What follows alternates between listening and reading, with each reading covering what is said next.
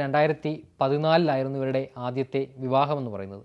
Degree കാലത്തിനിടെ പരിചയപ്പെട്ട എറണാകുളം സ്വദേശിയുമായിട്ടാണ് ഇവരുടെ ആദ്യ വിവാഹം കഴിയുന്നത്. അത് അധികനാൾ നീണ്ടുപോയില്ല. പിന്നീട് ഇവർ വിവാഹമോചിതയാകുന്നു.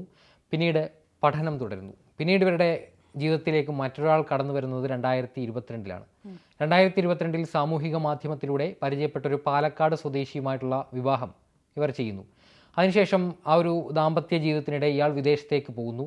രേഷ്മ ഭർത്തൃ വീട്ടിൽ തുടരുന്നു. ആ സമയത്ത് തന്നെ ഈ പാലക്കാട് സ്വദേശിയുടെ ഒരു സുഹൃത്ത്, കൊല്ലം സ്വദേശിയായ സുഹൃത്തുമായിട്ട് ഇവർക്കൊരു ബന്ധമുണ്ടാകുന്നു.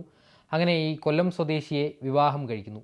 അതിനിടെ ഇവർക്ക് ഒരു കുട്ടി ഉണ്ടാകുന്നു. കൊല്ലം സ്വദേശിയുമായിട്ടുള്ള വിവാഹത്തിലാണ് ഇവർക്കൊരു കുട്ടി ഉണ്ടാകുന്നതെന്ന് പറഞ്ഞു. ആ ഒരു കേസ് ആ സമയത്ത് ഇതൊരു പോലീസ് കേസായ സംഭവമാണ്. ഈ കൊല്ലം സ്വദേശിയുമായുള്ള ദാമ്പത്യത്തിനിടെ, അത് ഈ ഒരു 7 മാസത്തോളം നീണ്ടു നിന്ന 7 മാസത്തിനിടെ തന്നെ ഇവർ ഗർഭിണിയാകുന്നുണ്ട്.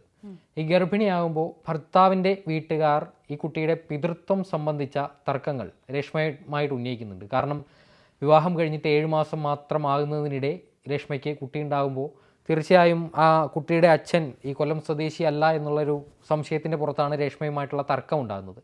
ഈ സമയത്ത് തന്നെ ഇവരുടെ ഈ രണ്ടാമത്തെ പാലക്കാട് സ്വദേശി, രണ്ടാം വിവാഹത്തിലെ ഭർത്താവായ പാലക്കാട് സ്വദേശി വിദേശത്ത് നിന്ന് തിരിച്ചു വരുമ്പോൾ ഭാര്യയെ കാണാനില്ല.